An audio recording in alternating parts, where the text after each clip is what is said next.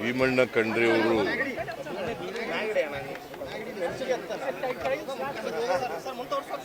ಬಹಳ ದೀರ್ಘಕಾಲ ಕರ್ನಾಟಕದಲ್ಲಿ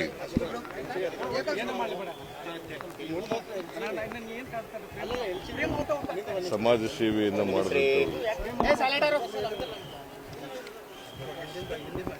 ಅವರು 1953ನೇ ಇಸ್ವಿನಲ್ಲೇ ವಾಲ್ಕಿ ಪುರಸಭೆಯ ಅಧ್ಯಕ್ಷರಾಗಿದ್ದರು. ಆಮೇಲೆ 62ರಲ್ಲಿ ಶಾಸಕರಾಗಿ 4 ಬಾರಿ ಶಾಸಕರಾಗಿದ್ದರು. ಆಮೇಲೆ 2 ಬಾರಿ ಮೇಲ್ಮನೆಯ ಸದಸ್ಯರಾಗಿದ್ದರು. ಒಮ್ಮೆ ಮಾತ್ರ ಮಂತ್ರಿಯಾಗಿದ್ದರು. ವೀರಪ್ಪ ಮೊಯ್ಲಿಯವರು ಮುಖ್ಯಮಂತ್ರಿಯಾಗಿದ್ದರು. ಒಮ್ಮೆ ಮಂತ್ರಿಯಾಗಿದ್ದರು. ಅವರು ಸಮಾಜವಾದಿ ತತ್ವಗಳಿಂದ ಪ್ರೇರೇಪಣೆಯನ್ನು ಪಡೆದಿದ್ದಂಥವರು. ಅದಕ್ಕಾಗಿ ಇಡೀ ಜೀವನದಲ್ಲಿ ಬಹಳ ಸರಳವಾಗಿ ಸ್ವಾಭಿಮಾನಿಯಾಗಿ ರಾಜಕಾರಣ ಮಾಡಿದರು.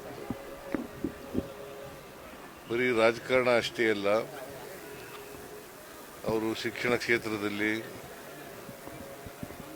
ಬಹಳಷ್ಟು ಕೆಲಸವನ್ನು ಮಾಡಿದರು ಮತ್ತು ಸಹಕಾರ ಕ್ಷೇತ್ರದಲ್ಲೂ ಕೂಡ ಬಹಳಷ್ಟು ಕೆಲಸವನ್ನು ಮಾಡಿದರು. ಬಹುಶಃ ಅವರು ಮಹಾತ್ಮ ಗಾಂಧೀಜಿಯವರಿಂದ ಪ್ರೇರೇಪಿತ ಆಗಿದ್ದಂಥ ವ್ಯಕ್ತಿ.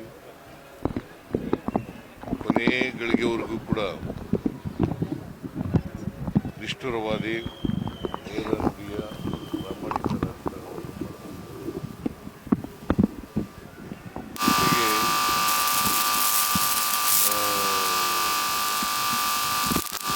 ಅವ್ರ ಕ್ಷೇತ್ರ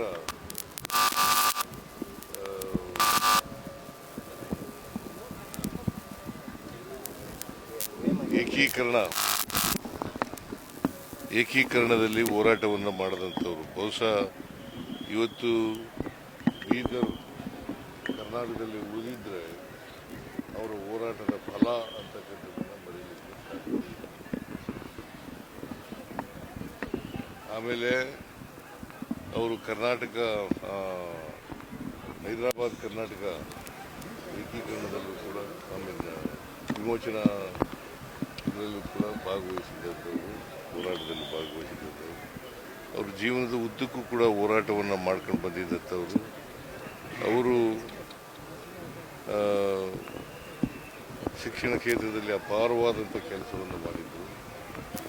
ಜೊತೆಗೆ ಸಹಕಾರ ಕ್ಷೇತ್ರದಲ್ಲೂ ಕೂಡ ಇವತ್ತು BSSK ಶುಗರ್ ಫ್ಯಾಕ್ಟ್ರಿ ಅವರೇ ಸ್ಥಾಪನೆ ಮಾಡಿದ್ದು, ಮತ್ತು ಮಹಾತ್ಮ ಗಾಂಧಿ ಶುಗರ್ ಫ್ಯಾಕ್ಟ್ರಿನೂ ಕೂಡ ಅವರೇ ಮಾಡಿದ್ದು.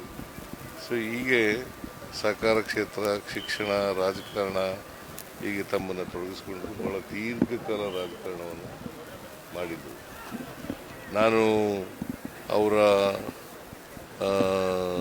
100 ವರ್ಷ ತುಂಬಿದಂಥ ಸಂದರ್ಭದಲ್ಲಿ ಬಂದಿದ್ದೆ, ಇಲ್ಲಿ ವಾಲ್ಕಿಗೆ ಬಂದಿದ್ದೆ. ಆ ಕಾರ್ಯಕ್ರಮದಲ್ಲಿ ಕೂಡ ಭಾಗವಹಿಸಿದ್ದೆ. ಅವರು ಭಾಳ ವರ್ಷ ಬಾಳಲಿ ಅಂತೇಳಿ ನಾನು ಅವರಿಗೆ ಶುಭವನ್ನು ಹಾರೈಸ್ತಕ್ಕಂಥ ಕೆಲಸವನ್ನು ಮಾಡಿದ್ದೆ. 103 ವರ್ಷಗಳು ಶತಾಯುಷಿ, 103 ವರ್ಷಗಳ ಕಾಲ ಸುದೀರ್ಘವಾದಂಥ ರಾಜಕಾರಣವನ್ನು ಮಾಡಿದರು. ಸೊ ಅವರಿಂದ ಒಬ್ಬ ದಕ್ಷ ರಾಜಕಾರಣಿಯನ್ನು ಕಳ್ಕೊಂಡಾಗಿದೆ. ಜೊತೆಗೆ ವೀರಶೈವ ಮಹಾಸಭಾದ ಅಧ್ಯಕ್ಷರಾಗಿ ಕೂಡ ಕೆಲಸವನ್ನು ಮಾಡಿದ್ದಾರೆ.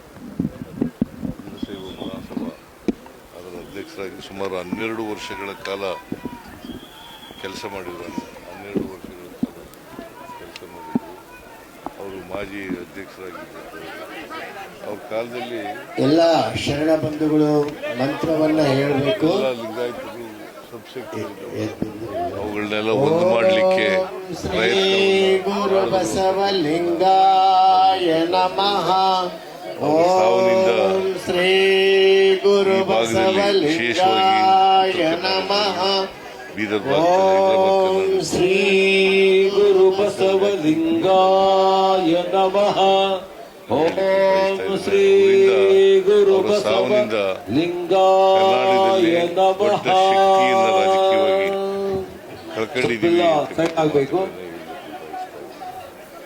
ಅವರ ಆತ್ಮಕ್ಕೆ ಚಿರಶಾಂತಿ ದೊರಕಲಿ, ಅವರ ಕುಟುಂಬ ವರ್ಗದವರಿಗೆ, ಅವರ ಅಭಿಮಾನಿಗಳಿಗೆ ಅವರ ಸಾವಿನ ದುಃಖವನ್ನು ಓಂ ಶ್ರೀ ಗುರು ಬಸವಲಿಂಗಾಯ ನಮಃ. ಪ್ರಾರ್ಥನೆಯನ್ನು ಮಾಡ್ತೇನೆ.